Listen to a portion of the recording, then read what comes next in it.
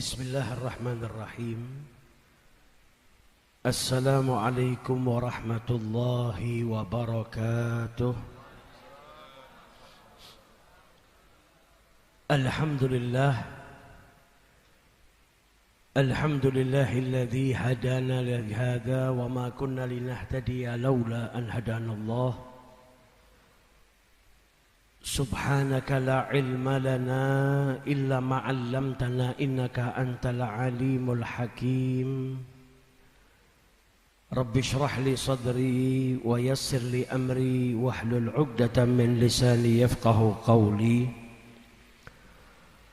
Allahumma salli wa sallim ala sayyidina Muhammad miftahi babi rahmatillah adada ma fi ilmillah salatan wa salaman daimaini bidawami mulkillah wa ala alihi wa sahbihi wa man walah amma ba'du.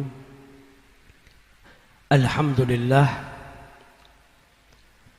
malam hari ini kembali kita diperjumpakan oleh Allah Subhanahu wa ta'ala dalam majlis yang kita harapkan dihujani berkah oleh Allah Subhanahu wa ta'ala, majlis yang menjadikan dosa-dosa kita diampuni oleh Allah Subhanahu wa ta'ala, majlis yang insya Allah menjadikan kita hamba-hamba yang diridhai oleh Allah Subhanahu wa ta'ala. Amin ya rabbal alamin. Alhamdulillah, tadi di saat mahalul qiyam kita sama-sama membaca syair yang sudah 1400 tahun lamanya senantiasa dibawakan oleh orang-orang yang memuji Nabi besar Muhammad sallallahu alaihi wasallam. Dan di saat kita membaca tadi saat mahalul qiyam, kita merasakan ketenangan hati yang luar biasa.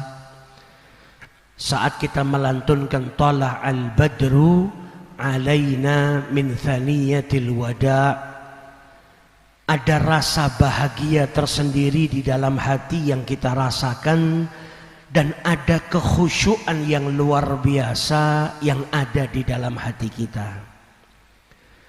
Bayangkan saat pertama kali syair itu dikumandangkan, betapa bahagianya hati para sahabat Rasulullah sallallahu alaihi wasallam yang mereka saat itu bersuka cita menyambut kedatangan Nabi besar Muhammad sallallahu alaihi wasallam. Tentunya mereka yang berada di Madinah saat itu merasa khawatir karena orang-orang kafir Quraisy berencana untuk menggagalkan hijrahnya Nabi Muhammad, dan mereka berencana untuk membunuh Nabi besar Muhammad sallallahu alaihi wasallam. Setiap hari mereka keluar ke tapal dari pintu kota Madinah menunggu kedatangan Nabi Muhammad sallallahu alaihi wasallam. Sampai kemudian matahari terbenam, mereka kembali ke rumahnya. Keesokan harinya mereka kembali lagi dalam keadaan khawatir. Sampai akhirnya tiba Nabi Muhammad sallallahu alaihi wasallam, dan mereka menyambut kedatangan Nabi dengan syair Tala'al badru alaina yang tadi kita baca. Bayangkan betapa bahagianya hati para pecinta Rasulullah saat mereka memandang sang kekasih datang, saat kekhawatiran itu hilang berubah menjadi kerinduan, kecintaan, kebahagiaan saat mereka berjumpa dengan Nabi besar Muhammad sallallahu alaihi wasallam. Tentunya para sahabat Nabi, mereka lebih mengkhawatirkan keselamatan Nabi Muhammad ketimbang dirinya sendiri. Karena mereka adalah orang-orang yang berhasil, telah bisa mencintai Nabi Muhammad melebihi daripada bapaknya, ibunya, anaknya, keluarganya, hartanya, dan apapun yang mereka miliki. Cintanya bukan hanya pengakuan, namun mereka telah membuktikan cintanya kepada Nabi Muhammad sallallahu alaihi wasallam, sehingga mereka lebih mengkhawatirkan keselamatan Nabi Muhammad melebihi daripada keselamatannya sendiri. Sehingga dahulu Abu Sufyan sebelum masuk Islam, beliau pernah berkata, "Ma ra'aitu ahadan minan nas." Saya enggak pernah ngelihat manusia yuhibbu ahadan, yang mencintai seseorang, kahubbi ashabi Muhammadin Muhammada, seperti cintanya para sahabatnya Muhammad kepada Nabi Muhammad sallallahu alaihi wasallam. Saya nggak pernah ngelihat orang yang cinta dengan orang lain sehebat cintanya para sahabatnya Muhammad kepada Nabi Muhammad sallallahu alaihi wasallam. Cintanya para sahabat kepada Nabi melebihi daripada cintanya seorang rakyat kepada rajanya, melebihi daripada cintanya seorang anak kepada orang tuanya, melebihi cintanya orang tua kepada anaknya, melebihi apapun dari segi cinta. Tidak ada yang mengalahkan sahabat-sahabat Nabi besar Muhammad sallallahu alaihi wasallam. Kita bisa bayangkan betapa bahagianya Abu Ayyub Al-Ansari yang ketika itu rumahnya terpilih menjadi tempat tinggal Nabi besar Muhammad sallallahu alaihi wasallam. Bayangkan jenengan kalau cinta sama salah seorang yang soleh. Tiba-tiba orang yang soleh itu datang ke rumah panjenengan, pasti bahagianya luar biasa. Nah, ini Abu Ayyub rumahnya bukan ketamon orang soleh, tapi pemimpinnya orang soleh, kekasihnya Allah, yaitu Nabi besar Muhammad sallallahu alaihi wasallam. Bayangkan betapa bahagianya Abu Ayyub ketika rumahnya terpilih menjadi tempat tinggal sementara Nabi Muhammad. Lawang Nabi itu tinggal di satu kota saja, satu kota itu melu seneng. Apalagi rumah ditinggali sama Nabi Muhammad. Di salah satu peperangan, selesai perang, ada dari sebagian orang Ansor itu yang mengira ketika Fathul Mekkah, ini kota kelahirannya Nabi Muhammad. Bukan di peperangan tapi di Fathul Mekkah. Ketika Mekkah sudah ditaklukkan oleh Allah Ta'ala, mereka kemudian berkata apa? Wah, ini Nabi Muhammad gak pulang lagi ke Madinah, kota kelahirannya sudah dibuka. Yang tadinya isinya orang-orang musyrik, sekarang menjadi orang-orang yang beriman. Jangan-jangan Nabi Muhammad gak kembali. Mereka itu khawatir kalau Nabi gak kembali lagi ke kota Madinah. Karena apa? Mereka senang ketika Nabi ada bersama dengan mereka. Nah, Abu Ayyub bukan hanya Nabi tinggal di kota Madinah, tapi tinggal di dalam rumahnya Abu Ayyub Al-Ansari. Abu Ayyub rumahnya sederhana tapi 2 lantai. Ketika Nabi tinggal di rumahnya, Abu Ayyub mempersilahkan Nabi tinggal di lantai atas. Karena beliau takut kurang adab kalau tinggal di atas, Nabi di bawah. Nabi Muhammad berkata kepada Abu Ayyub, kalau boleh saya tinggal di bawah saja, biar memudahkan orang yang silaturahmi kepada saya. Bukan karena ruangannya lebih baik, tapi Nabi mikirkan orang lain, gak mau orang repot. Biar mudah kalau mau ketemu dengan saya. Abu Ayyub tinggal di lantai atas dalam keadaan gelisah, takut kurang adab dengan Nabi. Bahkan diriwayatkan kalau jalan beliau pelan-pelan, takut kalau jalannya kekerasan sedikit. Rumah dahulu terbuat dari tanah, takut kalau sampai ada tanah yang jatuh mengenai kepala Rasulullah SAW. Sampai akhirnya tempat air pecah, beliau keringkan dengan pakaiannya, dengan selimutnya. Diriwayatkan saat itu di musim dingin. Maka nggak lama setelah itu Abu Ayyub nggak kuasa. Dia turun kepada Rasulullah dan berkata, ya Rasulullah, saya nggak mampu tinggal di atas. Saya takut Saya takut kurang adab. Karena sahabat Nabi ini orang-orang yang paling besar jaga adabnya kepada Rasulullah SAW. Kalau duduk di hadapan Nabi nggak ada yang berani ngelihat Nabi lama-lama. Mereka semua merundukkan kepalanya sampai diibaratkan ka'annahum fi ru'usihim tayra, seakan-akan di atas kepala mereka itu ada burung. Orang itu kalau merunduk di atasnya ada burung nggak gerak. Kalau gerak burungnya terbang. Mereka jaga adabnya. Bahkan ketika ayat dari Allah turun, gak boleh seseorang itu berbicara dengan Nabi Muhammad dengan suara yang lebih keras. Jangan sampai ngangkat suara melebihi daripada suaranya Nabi. La tarfa'u aswatakum fawqa sautin Nabi. Sampai-sampai para sahabat itu kalau bicara sama Nabi suaranya sampai gak kedengeran. Saking apa jaga adab dengan Nabi Muhammad SAW. Akhirnya Nabi pindah ke atas. Tadinya Nabi di ruangan bawah bukan karena pilihannya, tapi untuk memudahkan umat. Pindah ke lantai atas bukan karena pilihannya, tapi karena permintaan sahibul bait. Lihat hidupnya Nabi Muhammad semua buat umatnya. Kita bisa sedikit merasakan bagaimana bahagianya Abu Ayyub Al-Ansari. Yang beliau ceritakan, kalau datang waktu makan beliau selalu menyajikan makanan untuk Rasulullah. Beliau nggak makan terlebih dahulu. Nanti selesai Nabi makan, kata Abu Ayyub, saya dan istri saya berebut makan di tempat makannya Nabi Muhammad SAW.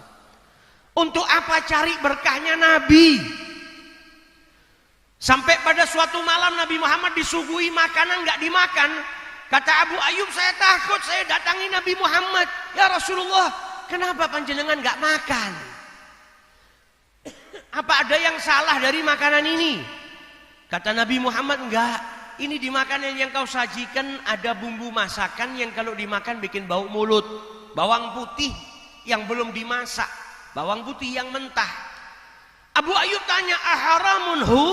Apa bawang putih ini haram ya Rasulullah kalau belum dimasak seperti ini? Kata Nabi Muhammad, enggak. Engkau makan enggak apa-apa, saya enggak makan. Saya enggak suka. Apa kata Abu Ayyub? Ini cinta. Ketika dia dengar Nabi nggak suka, Abu Ayyub berkata, apa yang tidak Anda sukai ya Rasulullah, maka itu tidak saya sukai pula.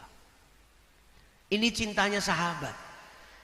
Yang menjadi kesukaannya Nabi, jadi kesukaan bagi mereka. Yang tidak disukai sama Nabi Muhammad, tidak disukai pula oleh mereka. Ini yang namanya haqiqatul mahabbah.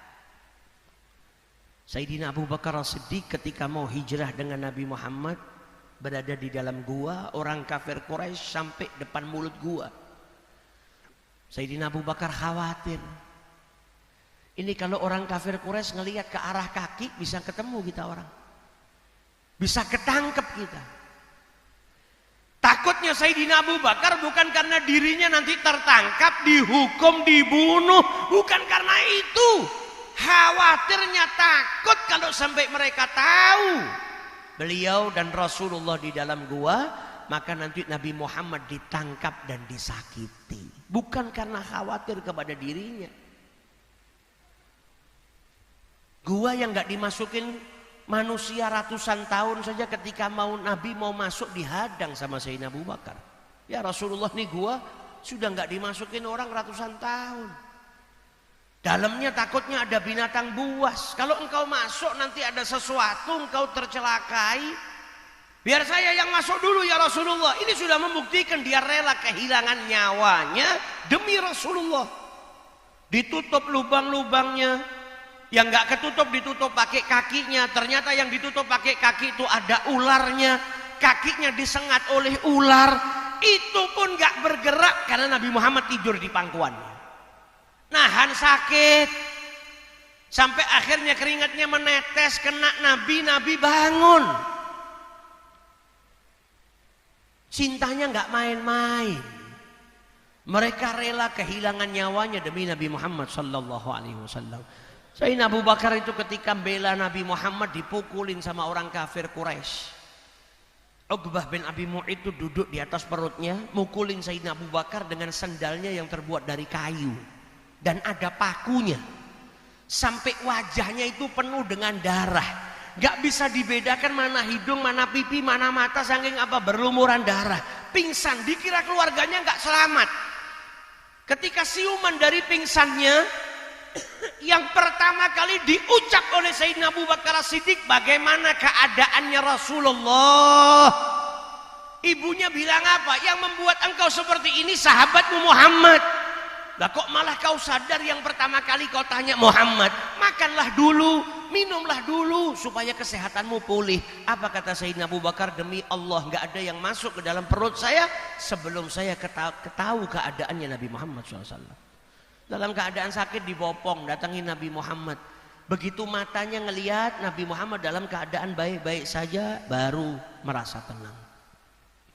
Seorang wanita dari Ansar, ketika Nabi pulang perang, setiap wanita cari keluarganya yang selamat siapa? Suaminya, anaknya, bapaknya. Ada satu wanita yang ketika keluar, yang dicari bukan kerabatnya, bukan sanaknya, bukan familinya, yang dicari Rasulullah. Ada orang datang ngabarin bapaknya tewas di medan perang. Alhamdulillah, bapaknya mati syahid. Wa kaifa bi Rasulillah. Yang dikhawatirkan Nabi Muhammad, kabarnya Nabi gimana? Oh baik, Nabi dalam keadaan baik-baik saja. Datang lagi orang ngabarin suaminya meninggal. Alhamdulillah, wa kaifa bi Rasulillah. Gimana kabarnya Nabi Muhammad? Oh Nabi baik, tunjukkan kepada saya. Kalau Nabi baik, tunjukkan hari ini hatta andur ilaih. Begitu ketemu Nabi, Nabi mengucapkan bela sungkawa karena bapaknya wafat, suaminya wafat, dan wanita itu berkata, kullu musibatin madumta anta ya Rasulullah jalal. Setiap musibah yang nimpa saya, tapi asalkan engkau dalam keadaan baik-baik saja, itu musibah terasa kecil. Berarti kebalikannya, kalau Nabi yang tertimpa sesuatu dan keluarganya dalam keadaan baik-baik saja, bagi wanita tersebut adalah musibah yang besar. Nah ini mahabbahnya para sahabat kepada Rasulullah sallallahu alaihi wasallam. Semuanya cintanya sama Nabi Muhammad secara totalitas. Ada satu sahabat namanya Suhaib ibnu Sinan Ar-Rumi. Nabi sudah hijrah, dia berangkat. Dihadang sama orang kafir Quraisy. Ila ain ya Suhaib? Mau kemana kau wahai Suhaib? Mau ke Madinah. Buat Suhaib ibnu Sinan Ar-Rumi, apa istimewanya saya tinggal di kota Mekah kalau Nabi Muhammad sudah nggak ada di sini? Nyusul Nabi. Kata orang musyrik, enak saja. Kau dulu datang ke sini miskin, kaya di Mekah, sekarang mau tinggalkan Mekah. Suhaib tahu. Kalau yang ada di otaknya orang kafir Quraisy saat itu adalah dunia. Daripada bertumpahan darah terjadi, gimana kalau kalian saya kasih tahu harta saya di mana, ambil buat kalian, tapi izinkan saya melintas untuk menyusul Nabi besar Muhammad sallallahu alaihi wasallam. Rela kehilangan hartanya, rela kehilangan tempat tinggalnya, rela kehilangan keluarganya. Demi siapa? Demi Nabi besar Muhammad sallallahu alaihi wasallam. Bayangkan dulu di zaman Nabi ketika sahabat ikut Nabi peperangan. Sahabat itu ada yang di barisannya Nabi Muhammad bela Nabi, dan di barisan depan, barisan lawan ada bapaknya yang tidak beriman dengan Nabi dan musuhin Nabi Muhammad. Bagaimana keadaan hati seorang anak ketika dia berada di barisannya Nabi Muhammad, tapi di barisan lawannya ada bapaknya. Ada yang bapak di sini sama Nabi Muhammad, di barisan musuh ada anaknya. Ada yang kakak, di barisan musuh adiknya. Diuji cintanya oleh Allah Subhanahu wa ta'ala. Dan mereka membuktikan cintanya kepada Nabi Muhammad melebihi daripada siapapun yang ada di muka bumi ini. Ini cintanya para sahabat Nabi Muhammad sallallahu alaihi wasallam. Cinta yang hakiki, bukan cuma sekedar pengakuan cinta. Mereka mencintai Nabi Muhammad dengan taat, dengan apa yang diperintahkan oleh Nabi mereka kerjakan, apa yang dilarang oleh Nabi Muhammad mereka jauhi. Dan mereka lebih mengkhawatirkan keselamatannya Nabi Muhammad ketimbang keselamatannya sendiri. Sayyidina Abu Bakar ketika berhijrah dengan Nabi Muhammad itu perjalanan yang paling menakutkan dan paling membahayakan. Kenapa? Karena orang kafir Quraisy sudah nyusun rencana mau bunuh Nabi. Sayyidina Abu Bakar itu ketika dikabarin sudah dapat izin dari Allah Nabi Muhammad mau berangkat hijrah, beliau terpilih sebagai orang yang nemeni Nabi, nangis bahagia, bukan nangis takut. Harusnya logikanya takut, karena perjalanan paling membahayakan saat itu sama Nabi. Nabi jadi target utama. Tapi buat Sayyidina Abu Bakar nggak penting, itu nomor sekian. Yang terpenting saya nemeni Nabi Muhammad. Kadang jalan di depan, kadang di belakang, kadang di kanan, kadang di kiri. Kalau khawatir ada yang mencelakai Nabi dari depan ke depan. Kalau khawatir ada yang mencelakai Nabi dari belakang ke belakang. Pindah-pindah posisi hanya untuk Nabi Muhammad. Kalau ngelihat tempat bisa berteduh, Nabi Muhammad dipersilahkan untuk berteduh. Beliau cari bekal. Ini cintanya para sahabat. Nah kalau kita itu nggak bisa cinta kepada Nabi lewat ngeliat, tapi kita yang hidup di zaman ini masih bisa mencintai Nabi Muhammad dengan mendengar. Semakin banyak kita dengar tentang Nabi Muhammad akan menjadikan kita semakin cinta kepada Nabi Muhammad. Supaya hidup kita menjadi orang yang beruntung. Karena mustahil kalau kita betul-betul mau kenal sama Nabi Muhammad, mustahil kita nggak cinta sama Nabi. Lah wong semuanya indah. Makanya Sayyidina Ali bilang, kalau orang sudah kumpul sama Nabi, wa man khalatahu ma'rifatan, kumpul kenal, apa yang terjadi? Ahabbah, jatuh cinta. Bahkan cintanya melebihi daripada cintanya kepada bapaknya, ibunya, anaknya, dan apapun yang ia miliki. Bukan cuma sekedar cinta, tapi cintanya melebihi daripada apapun. Intinya apa? Kenal. Abdullah ibnu Salam ketika ikut nyambut Nabi, Nabi itu datang ke kota Madinah, orang semuanya keluar. Abdullah ibnu Salam saat itu belum masuk Islam. Ikut keluar. Kenapa? Penasaran yang namanya Muhammad bin Abdullah itu seperti apa. Karena ketika Nabi tinggal di Mekah, ada Bai'atul Aqabah yang pertama, penduduk Madinah itu minta sama Nabi Muhammad ada yang diutus ke Madinah. Kalau yang di Mekah enak, Al-Quran turun, Nabi sampaikan, mereka tahu hukum. Lah kita yang di Madinah jauh, juga ingin belajar. Nabi perintahkan salah seorang sahabat, Mus'ab ibnu Umair, pergi ke Madinah, dakwah, ngajari mereka Al-Quran, Qari'ul Madinah.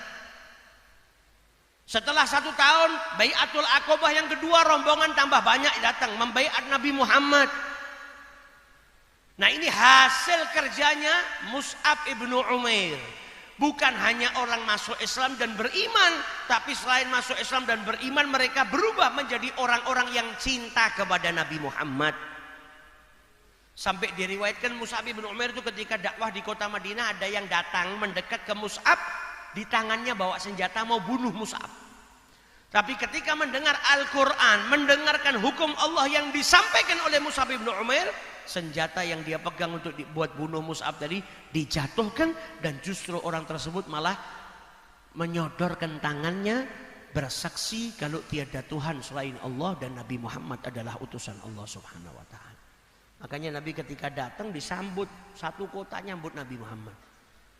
Mereka semua bahagia karena mereka orang-orang yang isinya bukan hanya muslim mukmin, tapi mencintai Nabi melebihi daripada kecintaan mereka kepada diri mereka sendiri. Kata Abdullah ibnu Salam, ini komentarnya orang yang baru pertama kali ketemu sama Nabi Muhammad. Dan dia belum beriman. Ketika Nabi datang, dia ngelihat Nabi, apa pertama kali komentarnya? Ma ra'aitu fi wajhihi kadzdzab. Saya enggak ngelihat di wajah orang ini ciri-cirinya pendusta. Baru ngelihat Nabi sudah berkata apa? Saya enggak ngelihat ada ciri-ciri pendusta di wajahnya orang ini. Berarti ketika ngelihat Nabi langsung yakin dengan Nabi Muhammad SAW. Sebelum masuk ke kota Madinah, Nabi Muhammad bertemu dengan Ummu Ma'bad. Ketika Nabi sudah meninggalkan Ummu Ma'bad, suaminya tanya, dari mana air susu ini? Kita nggak punya kambing yang bisa diperah, kok di rumah ada susu. Pertama kali Ummu Ma'bad menjelaskan, marrabina rajulun mubarak. Tadi mampir lewat sini ada seseorang laki-laki yang penuh dengan keberkahan. Ini bukan muslim. Ngelihat Nabi komentarnya langsung indah. Karena semua yang ada pada Nabi Muhammad indah. Fisiknya indah, akhlaknya indah. Apapun yang datang dari Nabi Muhammad itu indah. Sempurna. Tadi lewat di tempat kita ini seorang laki-laki yang penuh berkah. Nabi Muhammad mampir di tempatnya Ummu Ma'bad, mau beli daging atau beli susu. Ummu Ma'bad ini wanita usianya sudah tua tapi terhormat. Rumahnya di padang pasir pakai kemah. Kerjaannya apa? Kalau ada orang lewat situ, kalau lapar dikasih makan, kalau haus dikasih minum. Bukan minimarket atau tempat transit orang yang makan minumnya bayar, tapi dikasih, kerjaannya jamu orang. Ada yang lapar dijamu, ada yang haus dikasih minum. Nabi sama rombongannya lewat situ tanya, ada kambing yang dijual, daging dijual atau susu yang dijual. Kata Ummu Ma'bad, kalau ada kalian gak perlu beli, kalian saya jamu. Tapi ini kita di musim paceklik, gak ada apa-apa. Nabi Muhammad lihat di ujung kemah itu kok ada kambing, punya siapa? Oh, itu kambing sakit, kurus kering, nggak bisa apa-apa, digembalakan saja nggak mampu. Boleh nggak saya perah susunya? Dan ini kambing kurus, nggak ada susunya, lemes. Tapi kalau kau lihat ada susunya, ya perah, silahkan. Dipegang tempat susunya sama Nabi Muhammad. Dalam riwayat lain dipegang pundaknya sama Nabi Muhammad, tiba-tiba kaki kambing itu membenggang. Kantong susunya penuh dengan air susu. Dan Nabi minta, ambilkan kepada saya baskom yang besar yang sekiranya mengenyangkan semua yang ada di sini. Logikanya nggak ada susunya. Kalau seandainya ada, diperas paling keluarnya sedikit. Ini Nabi malah minta baskom yang besar. Dan diperah sama Nabi Muhammad, keluar air susunya sebanyak-banyaknya. Dan ketika sudah diperah sama Nabi, yang pertama kali dikasih minum sama Nabi Muhammad siapa? Ummu Ma'bad. Yang punya terlebih dahulu. Yang kelaparan sama kehausan siapa? Nabi Muhammad. Yang dari perjalanan panjang siapa? Nabi Muhammad. Tapi justru Nabi Muhammad memberikan terlebih dahulu kepada pemiliknya. Dan setelah itu Nabi gak minum, tapi diberikan ke rombongannya Nabi Muhammad terlebih dahulu. Sahabat-sahabatnya minum sampai kenyang, sampai kenyang, sampai kenyang. Yang terakhir baru Nabi Muhammad minum. Dan beliau berkata, saqil qaum, yang menuangkan minuman untuk kaumnya, untuk sekelompok orang, dia yang minum terakhir. Itu adab yang diajarkan sama Nabi Muhammad. Yang menuangkan minuman untuk orang-orang, maka dia yang paling terakhir minum. Baru Nabi yang terakhir minum. Setelah itu diusap lagi, kambingnya kembali seperti semula. Makanya suaminya Ummu Ma'bad ketika pulang ke kemah kaget ngelihat ada baskom isinya air susu. Ini dari mana, kita nggak punya kambing untuk diperah kok. Makanya Ummu Ma'bad bilang, marra bina rajulun mubarak, tadi lewat kepada kita seorang lelaki yang penuh berkah. Sebutkan ciri-cirinya seperti apa? Orangnya kulitnya putih, musyarraban bihumrah, bercampur dengan merah. Disifatkan sama Ummu Ma'bad, matanya indah, hidungnya indah, pipinya indah, rambutnya indah, kemudian postur tubuhnya indah, disebutkan ciri-cirinya. Bahkan Ummu Ma'bad bilang apa? Kalau 3 orang berdiri, yang jadi pusat pandangan dirinya. Saking apa indahnya Nabi Muhammad. Setelah disebutkan, kata suaminya Ummu Ma'bad, saya yakin yang kau sebutkan itu adalah lelaki yang saat ini dikejar oleh orang-orang Quraisy. Karena orang-orang Quraisy itu nyebar sayembara, siapa yang bisa nangkap Nabi Muhammad dapat 100 ekor onta. Ciri-cirinya disebutkan. Saya yakin itu orangnya. Apa kata Abu Ma'bad? Bukan mau ngejar, larinya kemana? Saya tangkap, lumayan nih 100 onta, enggak. Tapi ketika dengar dari istrinya seperti itu, kalau saya ketemu niscaya saya akan ikuti orang tersebut. Bukan mau nangkep. Kalau saya ketemu, saya ikut sama orang tersebut. Dan tidak lama setelah kejadian itu, Ummu Ma'bad dan suaminya pergi ke kota Madinah dan masuk Islam, beriman kepada ajaran yang dibawa oleh Nabi besar Muhammad sallallahu alaihi wasallam. Nah, ini bukti orang kalau mengenal sama Nabi Muhammad jatuh cinta. Lah kenapa ada orang-orang yang nggak jatuh cinta di zamannya Nabi Muhammad seperti Abu Jahal, Abu Lahab, pamannya sendiri dan lain sebagainya? Karena mereka punya kesombongan. Kalau saya ikut ajarannya Muhammad, saya jadi umatnya. Lah saya ini kan pembesar di sini. Saya itu tokoh Quraisy karena sombong. Akhirnya apa? Mereka mahrum, diharamkan dari keberkahannya Nabi Muhammad sallallahu alaihi wasallam. Makanya dikatakan oleh para ulama, sombong itu perbuatan maksiat yang besar. Karena iblis itu diusir dari rahmatnya Allah karena apa? Sombong. Mereka juga jadi orang-orang yang iri kepada Nabi Muhammad. Dan iri itu maksiat yang pertama kali dilakukan di langit dan maksiat yang pertama kali dilakukan di bumi. Iblis iri dengan manusia, akhirnya jadi sombong, diharamkan dari rahmatnya Allah. Maksiat pertama di langit, maksiat pertama di bumi, iri karena apa? Anaknya Nabi Allah Adam iri kepada saudaranya, karena irinya akhirnya dia melakukan pembunuhan yang pertama kali terjadi di muka bumi ini. Nah, andai saja mereka nggak punya kacamata sombong, nggak punya keirian seperti itu, ya mereka beriman seperti yang lain. Tapi karena ada kesombongan, ada keirian, dan itu memang sudah dicatat oleh Allah Subhanahu wa taala, akhirnya mereka tidak beriman dan tidak merasakan manisnya cinta kepada Rasulullah sallallahu alaihi wasallam.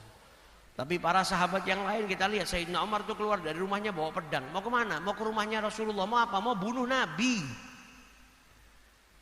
Tapi dengan waktu sekejap dirubah hatinya yang tadi benci dengan Nabi Muhammad, mau bunuh Nabi Muhammad, justru malah menjadi pecintanya Nabi Muhammad SAW.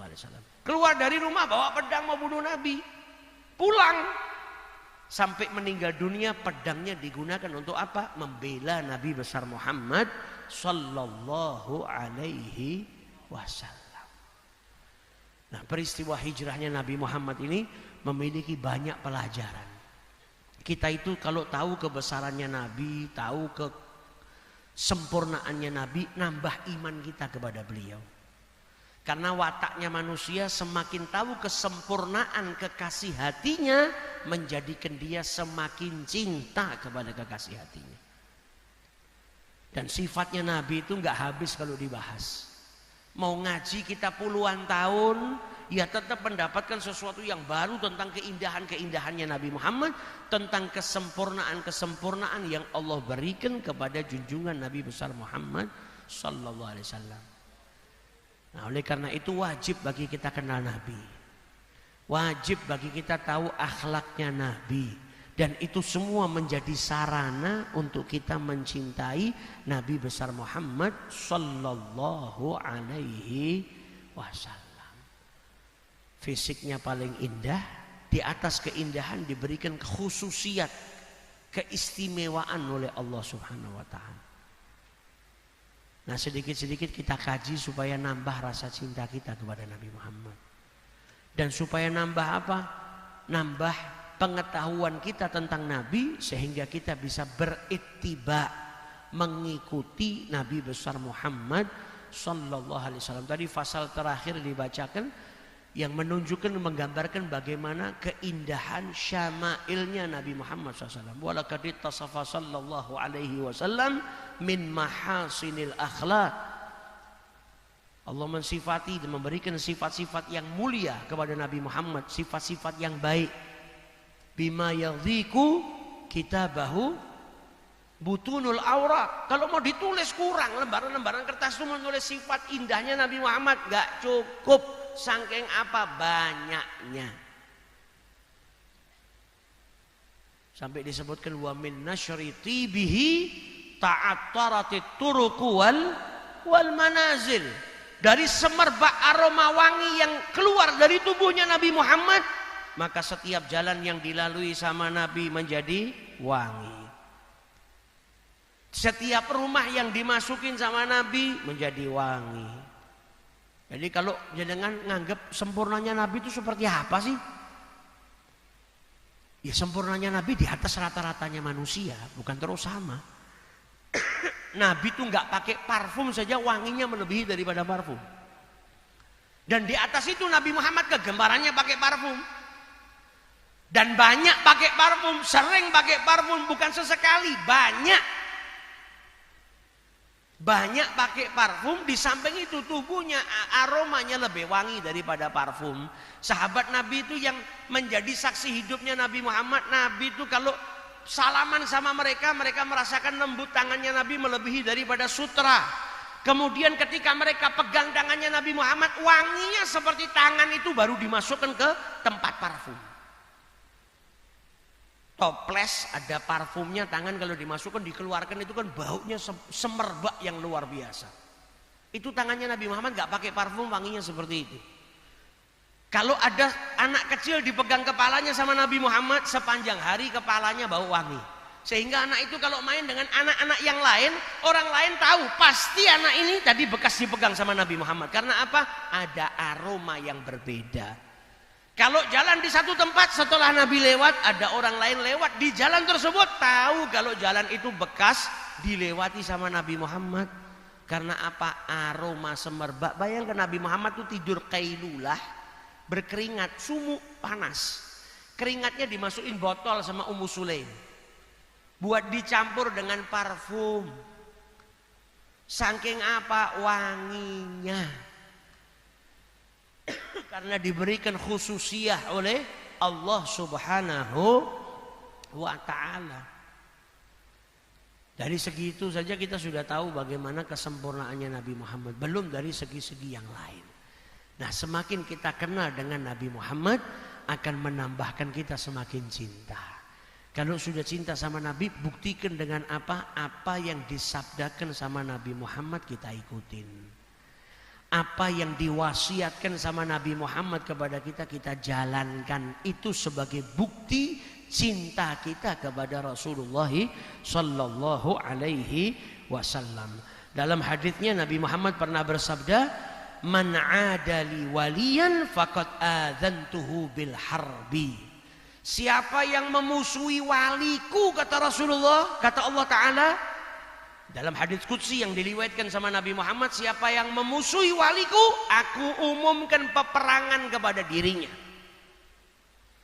Kita itu dalam syariat Islam, ganggu orang lain gak boleh, nyakiti orang lain gak boleh.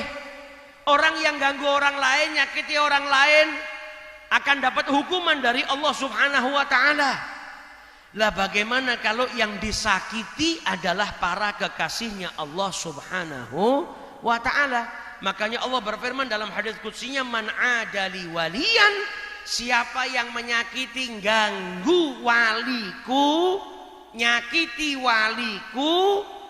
Siapa wali? Wali itu seorang mukmin yang bertakwa kepada Allah, al-alimu billah, orang yang betul-betul alim tentang Allah Subhanahu wa ta'ala, al-muwadhibu ala ta'atihi, orang yang muwadhabah, istiqomah dalam taat kepada Allah Ta'ala, al-mukhlisu fi ibadatihi, dan orang yang ikhlas dalam ibadahnya kepada Allah Subhanahu wa ta'ala. Nah itu kalau sampai diganggu, disakiti, maka Allah berkata dalam hadis qudsinya apa? Aku umumkan peperangan dengannya. Berarti dia diperlakukan oleh Allah seperti perlakuan orang yang diperangi. Sudah mungkin selamat hidupnya, gak mungkin senang hidupnya. Makanya jangan sampai kita menyakiti orang lain. Karena para ulama juga menjelaskan yang dimaksud dalam hadis ini wali yaitu mukmin juga.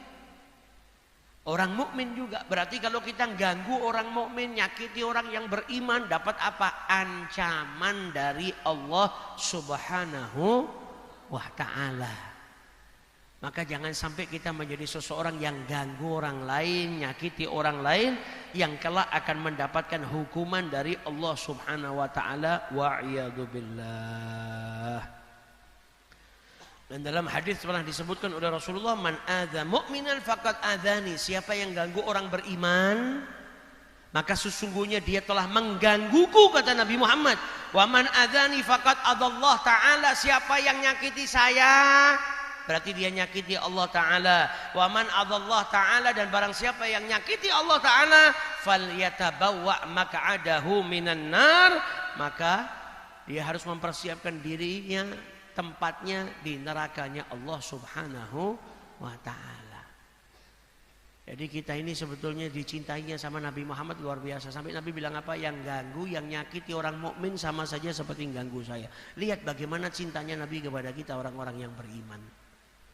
Sayangnya Nabi Muhammad kepada umatnya. Maka jangan sampai kita menyakiti orang lain. Dan dilanjutkan dalam hadis qudsi ini, wa ma taqarraba ilayya 'abdi bi syai'in ahabba ilayya mimma aftaradtuhu alaih. Orang itu kalau mau dekat kepada Allah Subhanahu wa ta'ala, cara mendekat kepada Allah yang paling dicintai oleh Allah ta'ala ketika seorang hamba ngerjakan apa yang diperintahkan oleh Allah.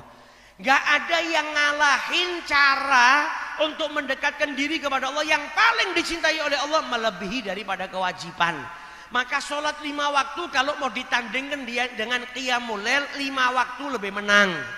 Puasa Ramadan kalau mau ditandingkan dengan puasa Senin Kemis, dengan puasa-puasa sunnah lainnya, puasa Ramadan lebih menang. Setiap yang wajib, maka itu adalah sarana untuk mendekatkan diri kepada Allah yang paling dicintai oleh Allah Ta'ala. Dan kemudian Allah lanjutkan, wa ma yazalu abdi yataqarrabu ilayya bin nawafil. Dan seorang hamba ketika dia mendekatkan diri kepada Allah dengan mengerjakan sunnah-sunnah yang diajarkan sama Nabi Muhammad, apa imbalannya? Akan dicintai oleh Allah Subhanahu wa ta'ala. Intinya syaratnya apa? Yang ngerjakan sunnah jangan ninggalkan yang wajib. Kalau pengen dapat cintanya Allah, sunnahnya dikerjakan tanpa meninggalkan yang wajib. Kalau sunnahnya dikerjakan tapi wajibnya ditinggalkan, gak bisa dapat cintanya Allah, karena dia ninggalkan kewajiban, dibenci sama Allah Ta'ala. Kalau pengen wajibnya sempurna supaya dapat cintanya Allah, wajibnya dikerjakan ditambah dengan sunnah, maka dengan begitu jenengan akan tambah dicintai oleh Allah Subhanahu wa ta'ala. Kalau diibaratkan sama para ulama, ada seorang raja punya 2 pembantu. Pembantunya dua-dua disuruh beli buah di pasar, dikasih uang, nih belikan saya buah di pasar, nih belikan saya buah di pasar. Yang satu datang bawa buah di plastik, sampai ke hadapan raja ditaruh di bawah, nih sudah saya belikan. Yang satu lagi bawa buah satu plastik, sebelum ke raja dia ke dapur, buahnya dicuci, ditaruh di nampan, ditata, kemudian diberikan kepada raja. Dua-duanya mengerjakan apa yang diperintahkan oleh raja. Disuruh beli, mereka beli semua. Mereka beli semua. Tapi ada yang lebih diterima sama raja apa? Yang dicuci, ditaruh di piring, rapih, diberikan ke raja, itu lebih istimewa. Jadi kalau yang ngerjakan wajib saja, seperti orang tadi belikan belanjaan yang diperintahkan sama raja, diletakkan. Yang satu pakai sunnah, ibarat buahnya dicuci, ditaruh di piring yang istimewa, kemudian baru disuguhkan ke yang raja. Tentu yang itu lebih diterima oleh raja, lebih dicintai oleh raja. Nah, orang yang ngamalkan wajib, kemudian disusul dengan sunnah-sunnahnya, akan mendapatkan cinta dari Allah Subhanahu wa ta'ala. Fa idza ahbabtuhu kuntu sam'ahu alladhi yasma'u bihi. Kalau sudah dicintai sama Allah, maka Allah menjadi pendengarnya yang dia gunakan untuk mendengar. Wa basaruhu, dan menjadi penglihatannya, alladzi yubsiru bihi, yang dengannya dia melihat. Maksudnya apa? Pendengarannya dijaga sama Allah, enggak dengar kecuali yang diridhoi oleh Allah. Penglihatannya dijaga oleh Allah, enggak ngelihat kecuali yang diridhoi oleh Allah taala. Tangannya dijaga oleh Allah, enggak dia gunakan kecuali untuk yang diridhoi oleh Allah, dan kakinya dijaga oleh Allah, tidak dia gunakan ke tempat-tempat yang diharamkan oleh Allah Subhanahu wa ta'ala. Dan orang yang seperti itu, apa kata Allah ta'ala? Wa in sa'alani la'u'tiyannahu, kalau dia minta sama saya kasih. Wala in ista'adzani la'u'idzannahu, dan kalau dia minta perlindungan kepada saya, la'u'idzannahu, maka aku akan lindungi. Ini manfaatnya orang kalau ngamalkan wajib, ngamalkan sunnah, begitu ngangkat tangan minta kepada Allah diberi. Begitu minta perlindungan dilindungi oleh Allah Subhanahu wa ta'ala. Semoga kita dijadikan oleh Allah Subhanahu wa ta'ala di tahun yang baru ini menjadi hamba-hamba yang lebih taat kepada Allah ta'ala, yang senantiasa mengerjakan kewajiban yang diperintahkan oleh Allah, dan juga melakukan sunnah-sunnah yang diajarkan oleh Nabi Muhammad sallallahu alaihi wasallam, sehingga penglihatan kita dijaga oleh Allah, tangan kita dijaga oleh Allah, pendengaran kita dijaga oleh Allah taala, kaki kita dijaga oleh Allah taala, hati kita dijaga oleh Allah Subhanahu wa taala, dijauhkan daripada perbuatan-perbuatan dosa, daripada perbuatan-perbuatan maksiat. Dan semoga di tahun yang baru ini, yang dulu-dulu sering meninggalkan sholat jadi giat dalam sholatnya, yang dulu-dulu meninggalkan puasa jadi orang yang giat untuk berpuasa, yang dulu-dulu belum mengeluarkan zakatnya insya Allah menjadi orang yang taat dalam mengeluarkan zakatnya. Dijadikan kita orang-orang yang mengerjakan seluruh yang diperintahkan oleh Allah dan menjauhi apa-apa yang dilarang oleh Allah. Dan semoga kita diberikan taufik dan semangat untuk menghidupkan sunnahnya Nabi besar Muhammad sallallahu alaihi wasallam. Amin ya rabbal alamin. Wa sallallahu ala sayyidina Muhammadin wa ala alihi wa sahbihi wa sallim. Walhamdulillahi rabbil alamin.